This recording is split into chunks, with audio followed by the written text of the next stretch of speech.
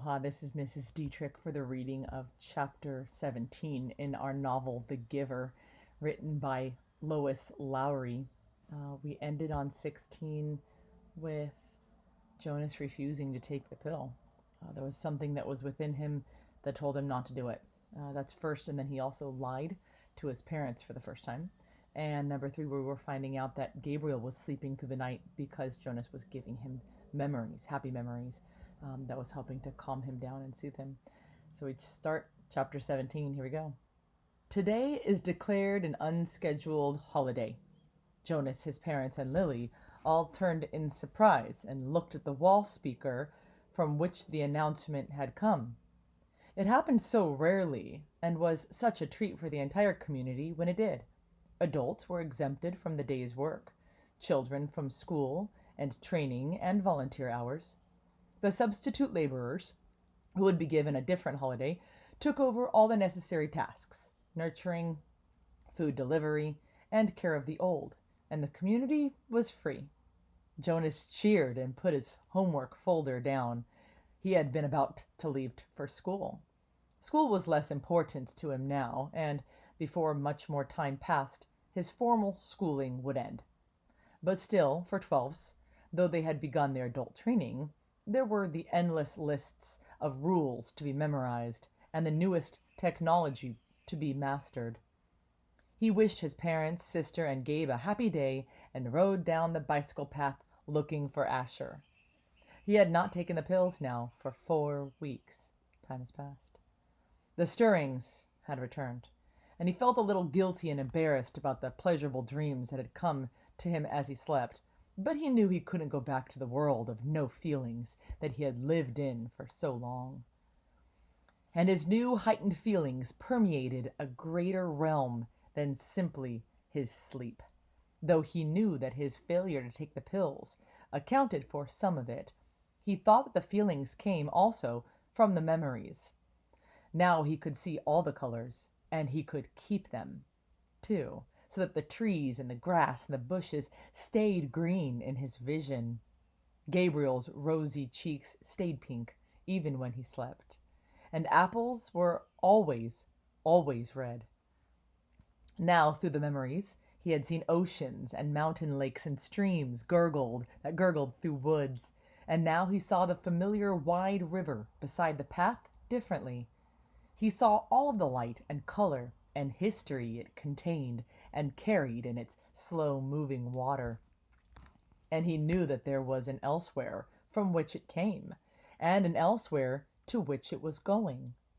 Or on this unexpected, casual holiday, he felt happy, as he always had on holidays, but with a deeper happiness than ever before.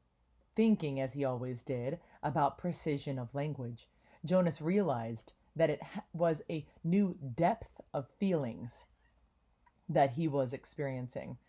Somehow they were not at all the same as the feelings that every evening and every dwelling, every citizen analyzed with endless talk. I felt angry because someone broke the play area rules, Lily had said once, making a fist with her small hand to indicate her fury. Her family, Jonas among them, had talked about the possible reasons for rule breaking and the need for understanding and patience until Lily's fist had relaxed and her anger was gone. But Lily had not felt anger, Jonas realized now.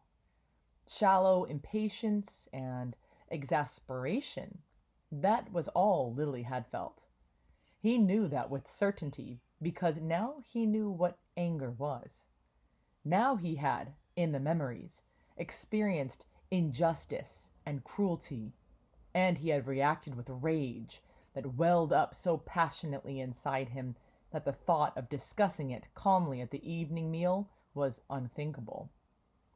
I felt sad today, he had heard his mother say, and they had comforted her. But now Jonas had experienced real sadness. He had felt grief. He knew that there was no quick comfort for emotions like those. These were deeper, and they did not need to be told. They were felt. Today, he felt happiness. Asher! He spied his friend's bicycle leaning against a tree at the edge of the playing field. Nearby, other bikes were strewn about on the ground. On a holiday, the usual rules of order could be disregarded. He skidded to a stop and dropped his own bike beside the others. "Hey, Ash!" he shouted, looking around. There seemed to be no one in the play area. "Where are you?" "Phew!" A child's voice, coming from behind a nearby bush, made the sound. "Pow, pow, pow!" A female 11 named Tanya staggered forward from where she had been hiding. Dramatically, she clutched her stomach and stumbled about in a zigzag pattern, groaning. "You got me!" she called, and fell to the ground, grinning. Blam! Jonas, standing on the side of the playing field, recognized Asher's voice.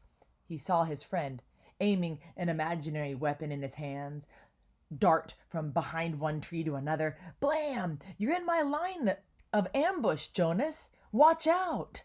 Jonas stepped back. He moved behind Asher's bike and knelt so that he was out of sight.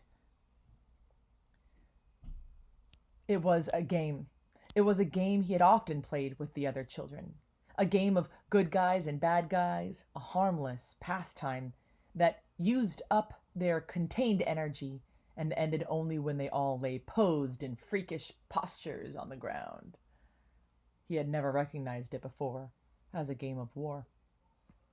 "Attack!" The shout came from behind the small storehouse where play equipment was kept. 3 children dashed forward, their imaginary weapons in firing position. From the opposite side of the field came an opposing shout. "Counterattack!" From their hiding places, a horde of children, Jonas recognized Fiona in the group, emerged, running in a crouched position, firing across the field. Several of them stopped, grabbed their own shoulders and chests with exaggerated gestures, and pretended to be hit. They dropped to the ground and lay suppressing giggles. Feelings surged within Jonas. He found himself walking forward into the field. "You're hit, Jonas!" Asher yelled from behind the tree. "Pow! You're hit again!" Jonas stood alone in the center of the field. Several of the children raised their heads and looked at him uneasily. The attacking armies slowed, emerged from their crouched positions, and watched to see what he was doing. In his mind, Jonas saw again the face of the boy who had lain dying on a field and had begged him for water. He had a sudden choking feeling, as if it were difficult to breathe. One of the children raised an imaginary rifle and made an attempt to destroy him with a firing noise. Phew! Then they were all silent, standing awkwardly, and the only sound was the sound of Jonas's shuddering breaths. He was struggling not to cry. Gradually, when nothing happened, nothing changed. The children looked at each other nervously and went away. He heard the sounds as they righted their bicycles and began to ride down the path that led from the field. Only Asher and Fiona remained. "What's wrong, Jonas?" "It was only a game," Fiona said. "You ruined it," Asher said in an irritated voice. "Don't play it anymore," Jonas pleaded. "I'm the one who's training for assistant recreation director," Ashen pointed out angrily. "Games aren't your area of expertise." Actually, he said expertness. And then Jonas corrected him. "Expertise." "Whatever. You can't say what we play, even if you are going to be the new receiver." Asher looked warily at him. "I apologize for not paying you the respect you deserve," he mumbled. "Asher," Jonas said. He was trying to speak carefully and with kindness, to say exactly what he wanted to say. "You had no way of knowing this. I didn't know it myself until recently, but it's a cruel game. In the past, there have—" "I said I apologize, Jonas." Jonas sighed. It was no use. Of course, Asher couldn't understand. "I accept your apology," he said wearily. "Do you want to go for a ride along the river, Jonas?" Fiona asked, biting her lip with nervousness. Jonas looked at her. She was so lovely. For a fleeting instant, he thought he would like nothing better than to ride peacefully along the river path, laughing and talking with his gentle female friend. But he knew that such times had been taken from him now. He shook his head. After a moment, his two friends turned and went to their bikes. He watched as they rode away. Jonas trudged to the bench beside the storehouse and sat down, overwhelmed with feelings of loss. His childhood, his friendships, his carefree sense of security, all of these things seemed to be slipping away.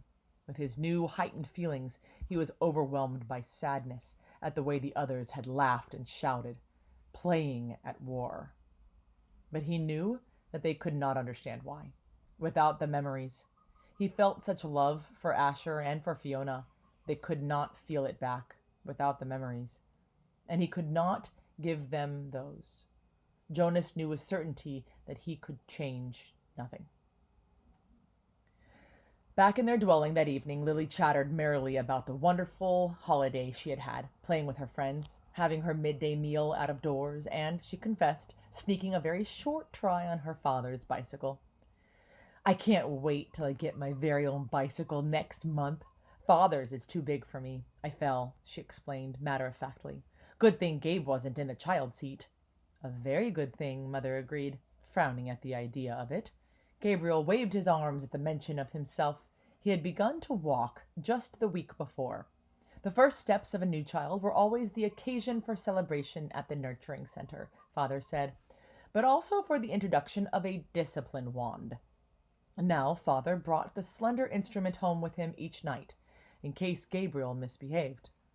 But he was a happy and easygoing toddler. Now he moved unsteadily across the room, laughing. "Gay!" he chirped. "Gay!" It was the only way that he said his own name, Gabriel. Jonas brightened. It had been a depressing day for him, after such a bright start. But he set his glum thoughts aside.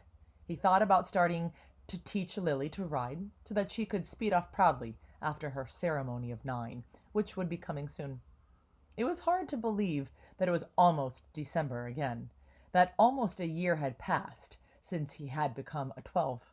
He smiled as he watched the new child plant one small foot carefully before the other, grinning with glee at his own steps as he tried them out. "I want to get to sleep early tonight," Father said. "Tomorrow's a busy day for me. The twins are being born tomorrow, and the test results show that they are identical."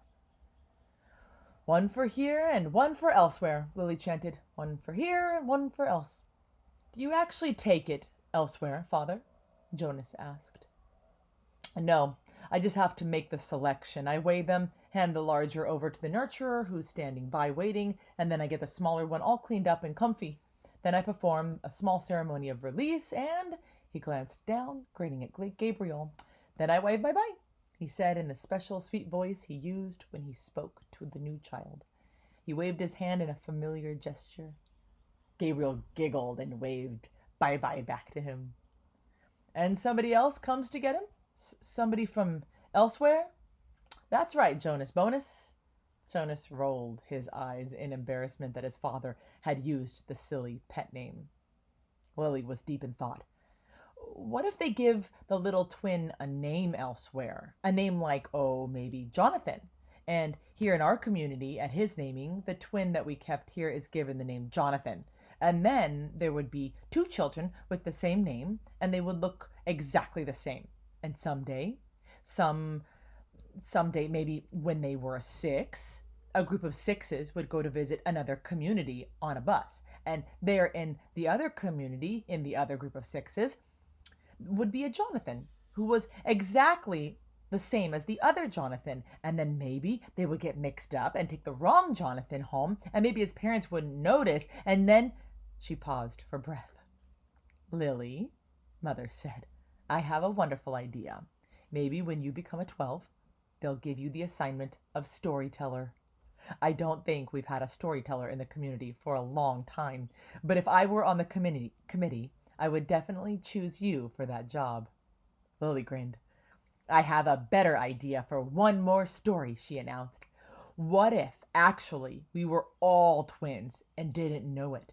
And so elsewhere, there would be another Lily and another Jonas and another father and another Asher and another chief elder and another father. Wait, and another Asher and another chief, another something. Father groaned. Lily, he said, it's bedtime. And that is the end of chapter 17. Hope you enjoyed it.